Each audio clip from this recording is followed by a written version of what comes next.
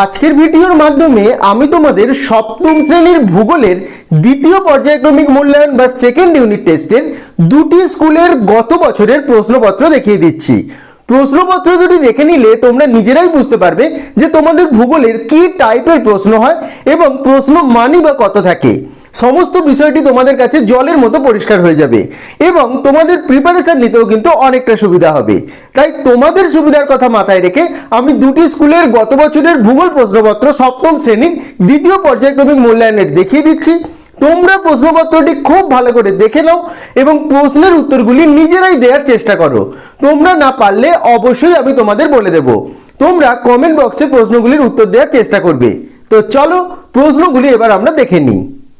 প্রথম স্কুলটির প্রশ্নপত্র প্রথমে তোমরা দেখে নাও। দেখো লেখা রয়েছে second summative evaluation 2023 class 7 subject geography, পূর্ণমান 25 এবং সময় থাকবে 50 মিনিট। প্রথমে একের দাগে দেখো রয়েছে নিচের প্রশ্নগুলির উত্তর দাও। 10টি প্রশ্ন রয়েছে 10 নাম্বার। এই প্রশ্নগুলি কিন্তু তোমাদের ক্ষেত্রেও গুরুত্বপূর্ণ, তোমরা কিন্তু অতি অবশ্যই উত্তরগুলি দেওয়ার চেষ্টা করো। প্রথম প্রশ্ন, পৃথিবীর সর্ববৃহৎ পর্বতবেষ্টিত মালভূমির নাম কি? 2 নাম্বার, পৃথিবী বিখ্যাত সমভূমির নাম কি? গয়ের দাগের কোন নদীর বদ্বীপ নেই? ঘয়ের দাগের একটি রূপান্তরিত শিলার উদাহরণ দাও। উয়া পৃথিবীর বৃহত্তম বাঁধ কোনটি? চয়ের দাগের ক্যারাভ্যান কি? এরপর পশ্চিমবঙ্গের কোন অঞ্চলের নদীতে খাঁড়ি দেখা যায়? বর্গীর জ, ভারতে অবস্থিত একটি অন্তর্বাহিনী নদীর নাম লেখো। ঝয়ের দাগের পামির মালভূমির উচ্চতা কত? এবং ইয় ভারতে অবস্থিত একটি স্তূপ পর্বতের উদাহরণ দাও। প্রতিটি প্রশ্ন ভীষণ সহজ, আমি জানি তোমরা পারবে।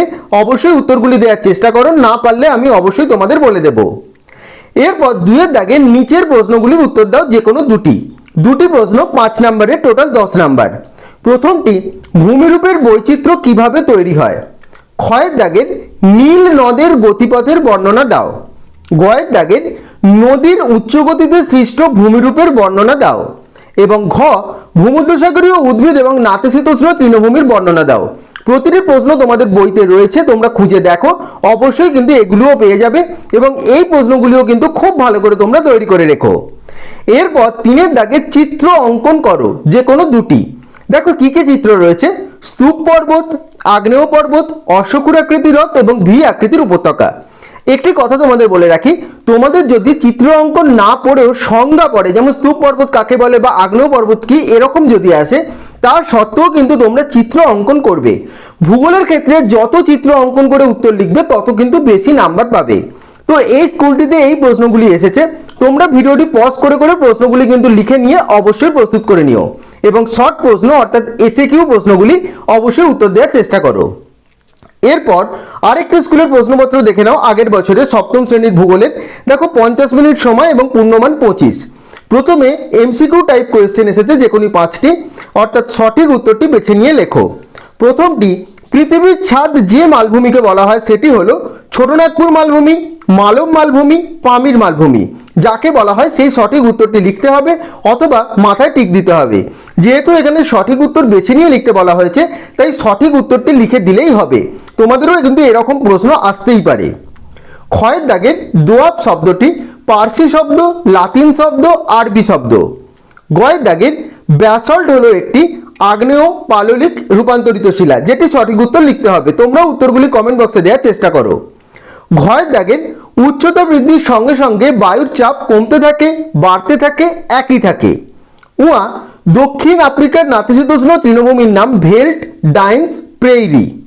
এবং চয়ের দাগের কঙ্গো নদী আফ্রিকার পূর্ব, উত্তর, দক্ষিণ এবং পশ্চিমে অবস্থিত, যেটি সঠিক উত্তর লিখতে হবে। তো এই প্রশ্নগুলি এসেছে, তোমরা ভিডিওটি স্ক্রিনশট নিয়ে উত্তরগুলি কিন্তু অবশ্যই তৈরি করে নিও। এরকম প্রশ্ন তোমাদেরও আসতে পারে। এরপর 2 দাগের শূন্যস্থান পূরণ করো, যে কোনো 3টি, 3 নাম্বার। প্রথমটি, পৃথিবীর দীর্ঘতম গ্রস্ত উপত্যকার নাম ড্যাশ। ক্ষয়ের দাগের লোয়েস সমভূমি ড্যাশ দ্বারা গঠিত। গয়ের দাগের হিমালয় এবং কুয়েলুন পর্বতশ্রেণীর মধ্যে অবস্থিত ড্যাশ মালভূমি। ঘয়ের দাগের ভিক্টোরিয়া জলপ্রপাত ড্যাশ নদীর গতিপথে অবস্থিত। উয়ার দাগের পৃথিবী পৃষ্ঠে বায়ুর স্বাভাবিক চাপ ড্যাশ মিলিবার। এই প্রশ্নগুলি এসেছে 5টি। তোমরা অবশ্যই এই উত্তরগুলি পারবে, খুবই সহজ। তোমরা যদি না পারো বইটি তোমাদের একটু দেখে নিও, তাও না পারলে আমাকে কমেন্ট করে জানাবে। 3 দাগের সত্য মিথ্যা লেখো যে কোনো 4টি 4 নাম্বার। প্রথমটি, ভূপৃষ্ঠের সবথেকে উঁচু অংশ হলো পর্বত। ক্ষয়ের দাগের নদী যেখানে সৃষ্টি হয় সেই জায়গাকে বলে নদীর উৎস। গয়ের দাগের বেলে পাথর এক প্রকার পাললিক শিলা। ঘয়ের দাগের এঁটেল বা কাদামাটির দানা সূক্ষ্ম। এবং উয়ার দাগের মাউন্ট তৈবকল এক প্রকার পর্বত। এগুলি এসেছে, অবশ্যই তোমরা উত্তর দেওয়ার চেষ্টা করো, না পারলে আমি তো রয়েছি, অবশ্যই উত্তর বলে দেব। এরপর 4 দাগের সংক্ষিপ্ত উত্তর দাও যে কোনো 4টি। 8 নাম্বার।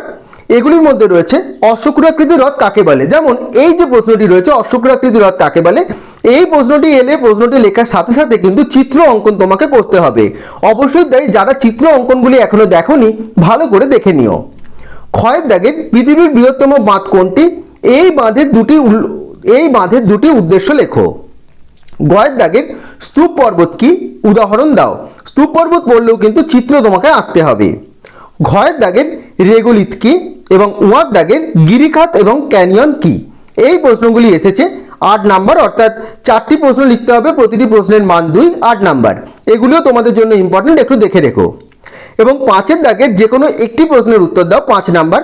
প্রথমটি, মিশরকে নীলনদের দান কেন বলা হয়, খুব ইম্পর্টেন্ট প্রশ্ন। এবং ক্ষয়ের দাগের উচ্চগতিত নদীর ক্ষয়কার্যের ফলে সৃষ্ট ভূমিরূপগুলির যে কোনো 3টি লেখো। এই ক্ষয়ের প্রশ্নটি বললেও কিন্তু চিত্র অঙ্কন করে লিখলে ভালো নাম্বার পাবে। যেমন আই আকৃতির উপত্যকা, ভি আকৃতির উপত্যকা, এইগুলি লিখতে হবে এবং চিত্র অঙ্কন করে লিখলে বেশি নাম্বার পাবে। ভূগোলের ক্ষেত্রে কিন্তু চিত্র অঙ্কন বাধ্যতামূলক, যে যত বেশি ছবি আঁকবে এবং উত্তর লিখবে সে কিন্তু বেশি নাম্বার পাবে। এই অভ্যেসটি এখন থেকেই তোমরা তৈরি করো। তো এই দুটি স্কুলের আমি টোটাল প্রশ্নপত্র তোমাদের দেখিয়ে দিলাম। এগুলি আগের বছর এসেছিল। এই প্রশ্নগুলি তোমাদের ক্ষেত্রেও কিন্তু ভীষণ গুরুত্বপূর্ণ, তাই অতি অবশ্যই কিন্তু প্রশ্নগুলি তোমরা উত্তর তৈরি করে নিও। সবকটি উত্তরই তোমরা বইতে পেয়ে যাবে, বইটা ভালো করে তোমরা একটু পড়ে নিও, তাহলেই পেয়ে যাবে। এবং উত্তরগুলি কমেন্ট বক্সে দেওয়ার চেষ্টা করো, না পারলে আমি অবশ্যই তোমাদের বলে দেব। তোমরা ভিডিওটি পজ করে করে প্রশ্নগুলি খাতায় লিখে নিয়ে কিন্তু তৈরি করে নিও। দরকার পড়লে ভিডিওটি প্রথম থেকে তোমরা আরেকবার দেখে নিও, তোমাদের কোনো সমস্যা হবে না। এবং এই প্রত্যেকটি প্রশ্নই কিন্তু তোমাদের জন্য ভীষণ গুরুত্বপূর্ণ, কোনো প্রশ্ন কিন্তু এর মধ্যে বাদ দিও না। তোমাদের যাতে প্রিপারেশন নিতে সুবিধা হয় তাই আমি এই ভিডিওটি বানালাম। অবশ্যই কিন্তু দরকার পড়লে ভিডিওটি আরেকবার দেখে নাও। এবং প্রত্যেকটি প্রশ্ন তোমাদের সেকেন্ড ইউনিট টেস্ট পরীক্ষার জন্য গুরুত্বপূর্ণ, সবকটি প্রশ্নের উত্তর তৈরি করে নিও। তো আশা করছি আজকের ভিডিওটি তোমাদের ভালো লেগেছে এবং তোমরা গত বছরের ভূগোল প্রশ্নপত্র দেখতে পেলে সপ্তম শ্রেণীর। তোমরা এই প্রশ্নপত্র যদি খুব ভালো করে দেখে নিও, এর মধ্যেও অনেক প্রশ্ন তোমরা কমন পেয়ে যাবে এবং যে টাইপের প্রশ্নগুলি এসেছে সেগুলি কিন্তু এখন থেকে খুব ভালো করে তোমরা প্রিপারেশন নাও এবং অবশ্যই ছবি আঁকা কিন্তু প্র্যাকটিস করো। প্রশ্নের উত্তরগুলি কমেন্ট বক্সে দেওয়ার চেষ্টা করো, না পারলে আমি অবশ্যই তোমাদের বলে দেবো, কিন্তু অবশ্যই তোমরা চেষ্টা করো। এতে তোমাদের প্রিপারেশন কতটা হয়েছে তোমরা নিজেরাই বুঝতে পারবে। ভিডিওটি ভালো লেগে থাকলে অবশ্যই ভিডিওটি লাইক এবং শেয়ার করে দিও এবং চ্যানেলটি অবশ্যই তোমরা সাবস্ক্রাইব করে দিও। সকলে ভালো থেকো।